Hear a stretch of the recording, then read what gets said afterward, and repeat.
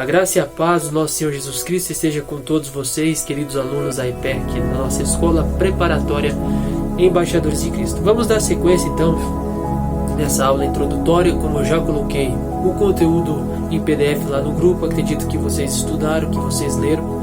Então vamos dar sequência. Nosso assunto é o discipulado, né? Você quer começar a fazer um discipulado, vai discipular alguém, quer se enganjar nessa obra aí de fazer discípulos, você precisa estar pronto, você precisa estar preparado. E o discipulado, analisando biblicamente, analisando com as experiências, ele envolve 4 pontos, e esses 4 pontos são importantes que você saiba para você iniciar o discipulado. O primeiro ponto é o que é o discipulado. Se eu vou fazer o discipulado, o que é o discipulado? O segundo ponto, o que é ser discípulo? Você precisa ter consciência do que é ser discípulo. O terceiro é o batismo, uma ordenança de Jesus. Geralmente o batismo, sim, está envolvido no discipulado.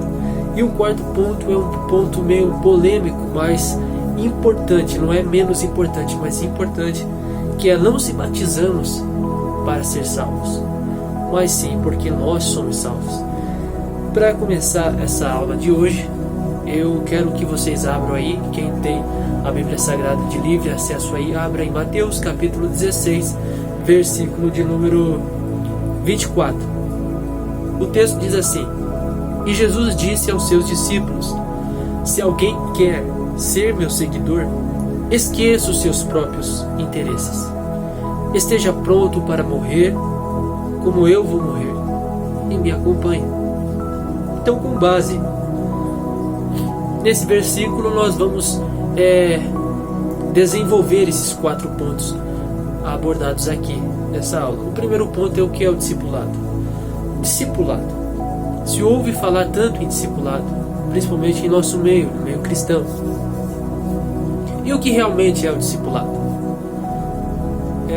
A palavra discipulado você não vai encontrar na Bíblia Sagrada. Não tem essa palavra. Mas ela é a atividade que envolve os discípulos. Então, discipulado é uma reunião de discípulos, aqueles que seguiam Jesus. Ou seja, um conjunto, um ajuntamento de discípulos.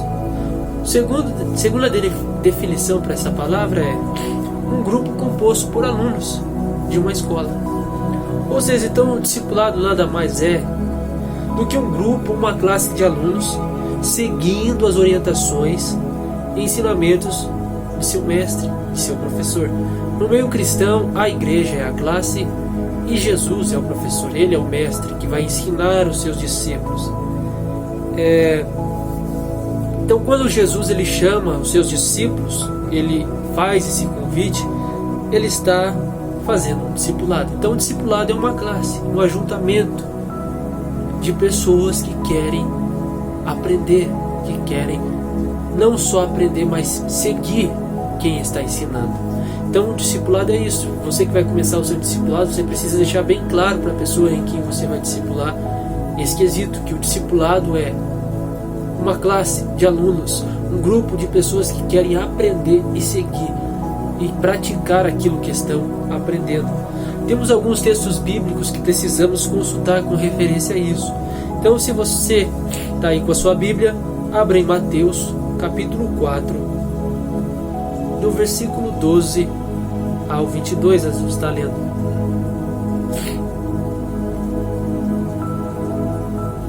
Mateus 4, do versículo 12 ao 22, nós vamos estar lendo, que nos diz o seguinte: Ouvindo, porém, Jesus que João fora preso, retirou-se para a Galiléia, e deixando Nazaré, foi morar em Cafarnaum, situada à beira-mar, nos confins de Zebulon e Naftali, para que se cumprisse o que fora dito por intermédio do profeta Isaías: terra de Zebulon, terra de Naftali, caminho do mar além do Jordão, Galiléia dos gentios.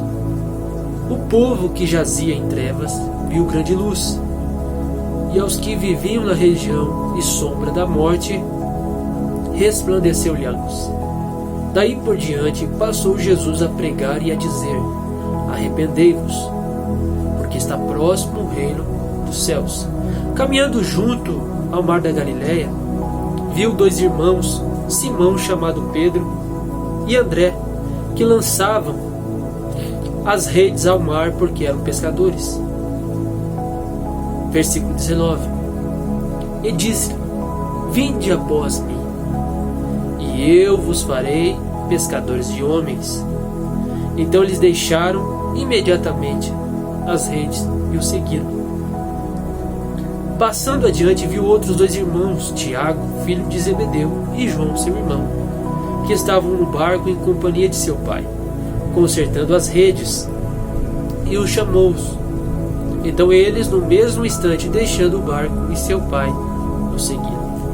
Então nós vemos aqui que, nesse capítulo 4 de Mateus, Jesus, no capítulo 3, ele passa pelo batismo nas águas, né? Ele se identifica com nós através do batismo. E agora no capítulo 4, ele passa pelo período onde a Bíblia chama de tentação no deserto, de 40 dias e 40 noites sendo tentado por Satanás. Ele vence essa tentação. Agora ele sai do deserto e Jesus, ele está pronto para iniciar o seu ministério. E quando Jesus chega até a Galileia, diz as Escrituras que o povo que estava em trevas viu uma grande luz. Isso para se cumprir o que estava escrito com referência à profecia do profeta Isaías. E quando Jesus se aproxima dessas pessoas, ele vai chegar até um homem chamado Simão, ou melhor, chamado Pedro, e a seu irmão André, que estavam pescando, e ele chama esses homens: sigam-me, venham até mim. E depois, mais para frente, ele encontra Tiago, depois ele encontra João. Ao Jesus fazer esse chamado, fazer essa convocação, ele está começando a realização de um discipulado. Ele está começando a chamar essas pessoas para segui-lo. Então, um discipulado, ele é a formação de uma classe, ele é a formação de um ajuntamento de pessoas para seguir a Jesus, para ouvir a pregação do Evangelho, para ouvir os ensinamentos do Evangelho e seguir a Jesus. Essa é a importância do que é o discipulado. Então você veja que aqui nós vemos isso. Outro texto muito conhecido daqueles que leem a Bíblia é o capítulo 10 de Mateus. O capítulo 10 de Mateus é um texto que nos mostra muito a respeito desse chamado. Quando no primeiro capítulo, no primeiro versículo, as Escrituras nos diz: tendo chamado seus 12 discípulos, ou seja, Jesus convocou os seus discípulos. Ele chamou aqueles a quem ele queria ensinar para segui-los. Então, o discipulado, meus queridos que estão me ouvindo aí, é essa convocação de Cristo àqueles que querem segui-lo, aqueles que querem caminhar diante dele. Então nós vimos aí a primeira parte da nossa aula, que é o discipulado. Você precisa saber o que você vai estar fazendo. Você precisa saber o que realmente é o discipulado, se você quer iniciar um discipulado. O segundo ponto é muito importante, o segundo ponto, porque é o que é ser discípulo. Após Jesus ter convocado os discípulos, ter chamado eles para o discipulado, após ele ter apresentado a sua convocação, agora ele vai ensinar o que irá se suceder. Agora ele vai passar as orientações, as instruções. Agora ele vai transmitir o seu conhecimento. E para isso, vamos permanecer em Mateus capítulo 16, versículo 24, do Evangelho de Mateus. Perceba aqui, no início, que Jesus, ele chega e diz àqueles que estão ali: aqueles que ele convocou para o discipulado. Se alguém quer ser meu seguidor, ele começa assim: se alguém quer ser meu seguidor. Então precisamos observar um detalhe muito importante aqui nas palavras do nosso Senhor Jesus Cristo.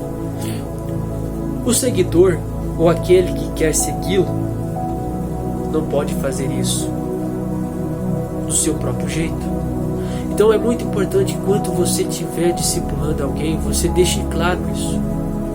Se essa pessoa realmente foi chamada por Cristo, ao ouvir a pregação do Evangelho, ao ouvir o testemunho de alguém, a receber um folheto na rua, a procurar uma igreja, e você iniciar um discipulado com ela, você precisa deixar bem claro que se essa pessoa quer seguir a Jesus, ela não pode fazer isso do seu próprio jeito.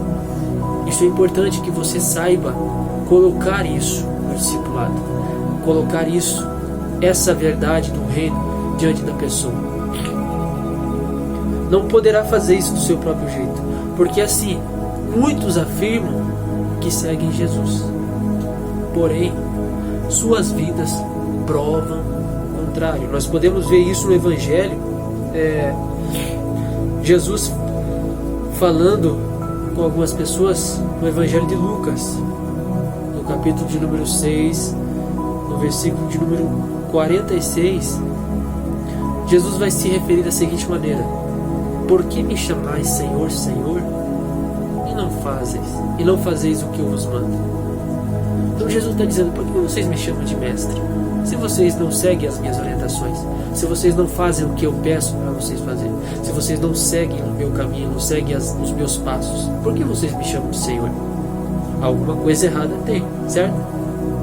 Então você precisa colocar isso diante da pessoa que você vai estar discipulando, que se ela quer seguir a Jesus, ela não pode fazer do jeito dela.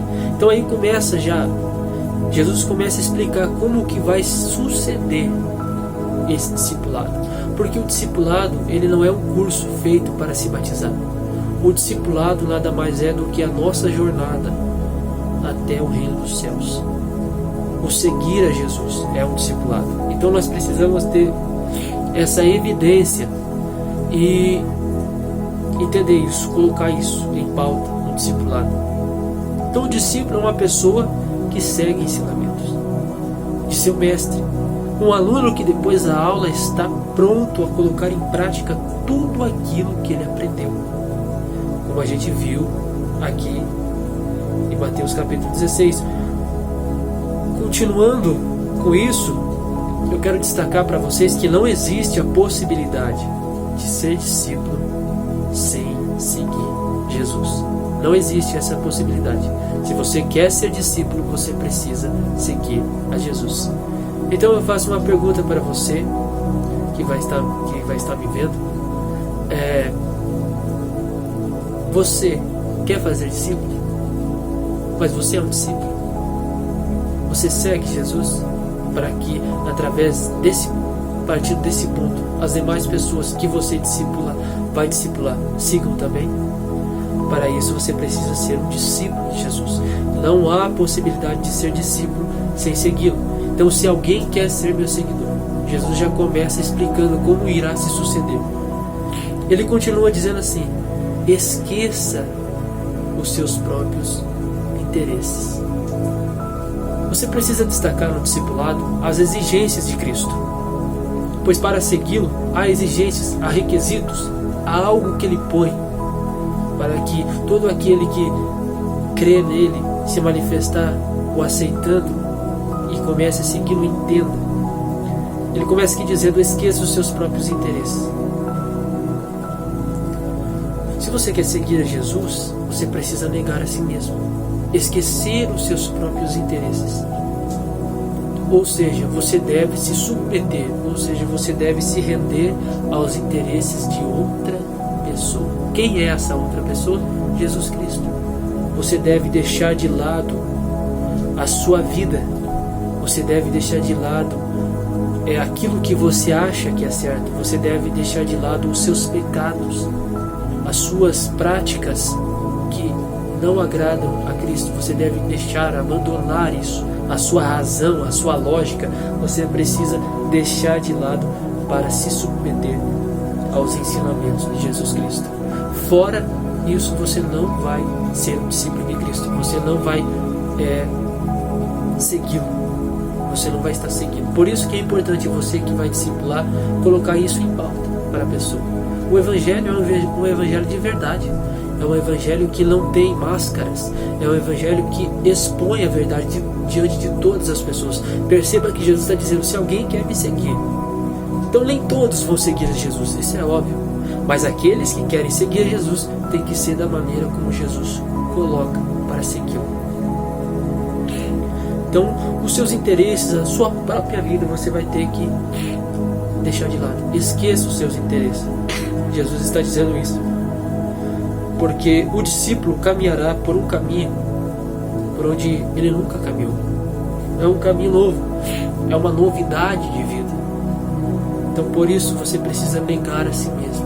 Quer ser meu seguidor? Sim, eu quero. Então, comece a esquecer dos seus próprios interesses. Jesus começa a falar isso para aqueles que querem segui-lo. Agora, uma coisa muito interessante que ele destaca também no texto é: esteja pronto para morrer, como eu vou morrer. Então isso é um resultado desse discipulado, é a morte. Talvez soe como algo muito estranho. Morte? Eu vou ter que morrer então? É uma afirmação muito, até certo ponto, assustadora, mas é verídica. Você vai ter que morrer. Você vai ter que passar por essa morte. Mas o que vem a ser essa morte pela qual eu devo passar, né? A Bíblia Sagrada, as palavras de Cristo, o Evangelho, estão cheios de analogias, parábolas, metáforas. E Jesus usa a morte aqui como uma analogia, fazendo ao que ocorrerá em sua vida. Quando você entrega a sua vida a Jesus e começa a caminhar com Ele, você deve morrer para você mesmo. Esse negar os seus próprios interesses, negar a própria vida, é morrer para si. Morrer para si, mas viver agora para Cristo, viver a favor dele. O apóstolo Paulo, na carta aos Gálatas, no capítulo 2, no versículo 20, ele diz assim: pois não sou eu mais quem vive, mas Cristo, ele vive em mim. Então você vai ter que passar por essa morte, morrer para os seus pecados, para aquelas práticas que você vive. Então é importante que você destaque isso para quem está passando pelo discipulado. Você destaque: olha, no passado, antes de você ter entregado a sua vida a Cristo, você vivia nessas práticas. Hoje, você entregou a sua vida a Cristo, você não pode mais viver nisso. Você tem que morrer para isso. É importante que você coloque isso em pauta no discipulado, quando você for discipular alguém, para que nada seja oculto aos olhos da pessoa que está sendo discipulada. Ela precisa conhecer a verdade, pois a Bíblia diz: conhecereis a verdade e a verdade vos libertará. Então você precisa deixar os seus pecados, as suas práticas, que a Bíblia chama de fardo. E esse é um fardo pesado. Mas quando nós vamos até Cristo pela sua convocação, a Bíblia diz que Ele toma o nosso fardo e dá o dele, que é leve, né? E nos liberta dessa escravidão, porque nós estamos escravos do pecado, mortos do pecado, que nos produz vida. Então esse é o segundo ponto: o que é ser discípulo, né? O discipulado é a convocação de Cristo. O que é ser discípulo é o que vai suceder depois dessa convocação. Há um caminho a se caminhar, há um caminho a trilhar, há orientações a seguir. E isso é o Evangelho de Cristo. Precisamos passar por isso, senão não tem como ser discípulo de Cristo. Em Romanos 6, capítulo 6, versículo 5, diz assim: pois fomos unidos com Ele. Ele quem? Cristo, por uma morte igual a dele. Jesus morreu pelos nossos pecados. Jesus morreu para os pecados. Assim nós também devemos morrer para o pecado. Assim também seremos unidos com Ele por uma ressurreição igual a dele. Jesus ressuscitou para Deus. Nós precisamos também, ao passar por esse discipulado, morrer para os nossos pecados, mas viver para Deus. Então esse é o nosso segundo ponto. O terceiro ponto é o batismo. uma ordem de Jesus. O batismo ele está envolvido com o discipulado. Ele está prescrito na Bíblia como uma ordem de Jesus. Em Mateus 28:19, Jesus diz assim, ele ordena: ide e fazer discípulos de todas as nações, os batizando em nome do Pai, do Filho e do Espírito Santo. Então nós vemos que o batismo ele é uma celebração, ele não é formatura de curso. Como muitos acham, vou fazer o discipulado para se batizar. Você precisa deixar bem claro que o discipulado não é um curso e o batismo é a formatura desse curso.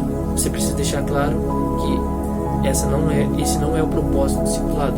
O batismo ele está envolvido sim no discipulado, mas como uma celebração feita para testemunhar que agora você pertence realmente a Cristo, agora a sua vida é de Cristo. Através da celebração do batismo, quando você é mergulhado nas águas e você é trazido de novo, isso simboliza que você está morrendo para uma velha vida, para uma vida de pecado, para uma vida errada, para uma vida que não era nos caminhos de Jesus Cristo, que não seguia a Ele.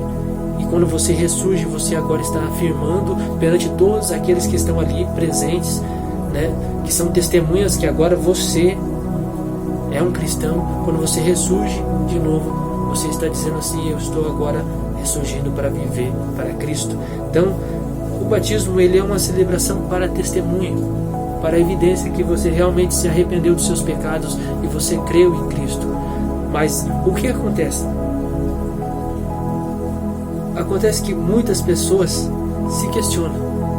Então esse é o terceiro ponto. O batismo é uma ordem de Jesus.